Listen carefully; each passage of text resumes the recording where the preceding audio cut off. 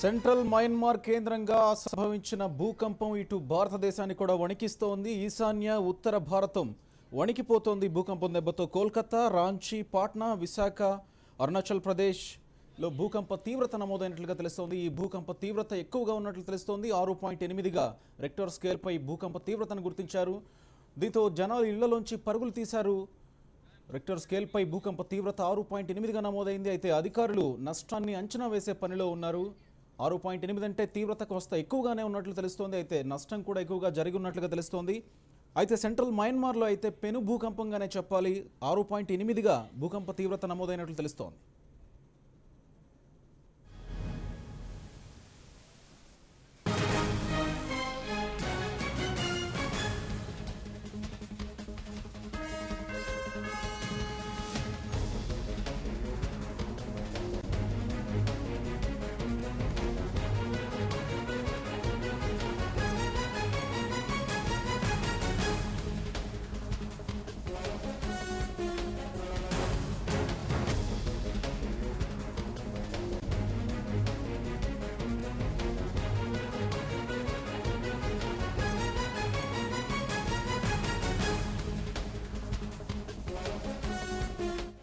ఈశాన్య ఉత్తర భారత రాష్ట్రాల్లో భూమి కంపించింది.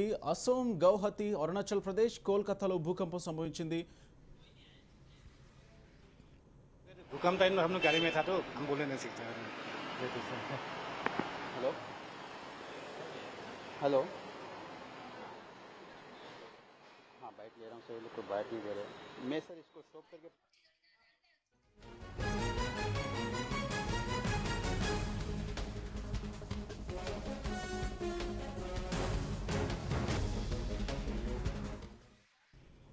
సెంట్రల్ మయన్మార్లో సంభవించినటువంటి భూకంపం ఈశాన్య ఉత్తర భారతంలోనే కాదు, ఇటు ఆంధ్రప్రదేశ్లోని వైజాగ్లో కూడా ప్రకంపనలు సృష్టించినట్లు తెలుస్తోంది. దీనికి సంబంధించిన మరింత సమాచారం మా ప్రతినిధి శ్రీరామ్ అందిస్తారు. శ్రీరామ్.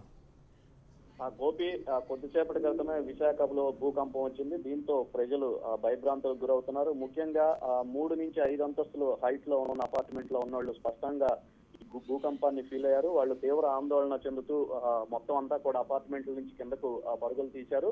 ప్రధానంగా విశాఖ నగరంలో అక్కయ్యపాలెం, సీతమ్మధార, మాధవధార, మధురవాడ, సాగర్ నగర్ ప్రాంతాల్లో ఈ భూకంపం స్పష్టంగా కనిపించింది. చాలా తక్కువ సమయం ఉండటంతో దీని మీద ఆందోళన చెందాల్సిన అవసరం లేదని అధికారులు చెప్తున్నారు.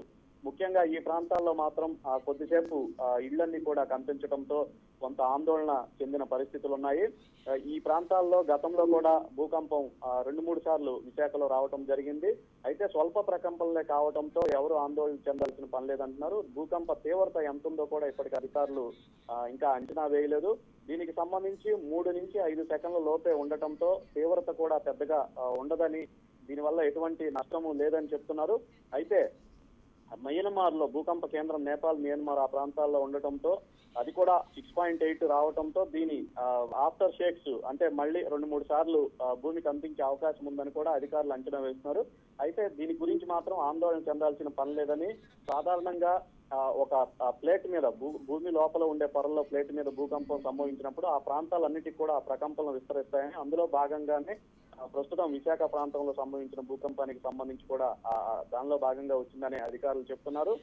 స్వల్పంగా ప్రకంపంలో ఉండటం, తక్కువ సమయమే ఉండటంతో ఎటువంటి ఆస్తి నష్టము కూడా సంభవించలేదు. ఎక్కడా కూడా ఇళ్లు దెబ్బతిన్నట్లుగా కానీ లేకపోతే ఆస్తి నష్టం సంభవించినట్లు కానీ ఇంకా వివరాలు నమోదు కాలేదు.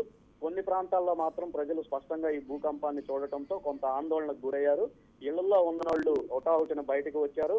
అయితే వెంటనే 3 నుంచి 5 సెకండ్ల లోపు మాత్రమే ఉండటంతో కొంత ప్రజలు భయం నుంచి బయటకు వచ్చిన పరిస్థితులు ఉన్నాయి. అయితే కొంత ఇళ్లలోకి వెళ్ళటానికి మాత్రం తిరిగి ఆందోళన వ్యక్తం చేస్తున్నారు. అధికారులు మాత్రం పూర్తి స్థాయిలో భరోసా ఇస్తున్నారు. ఇది స్వల్ప భూకంపం, ఏ విధంగానూ ఆందోళన చెందాల్సిన పని లేదని వాళ్ళు స్పష్టం చేస్తున్నారు. గోపి. Thank you Sriram.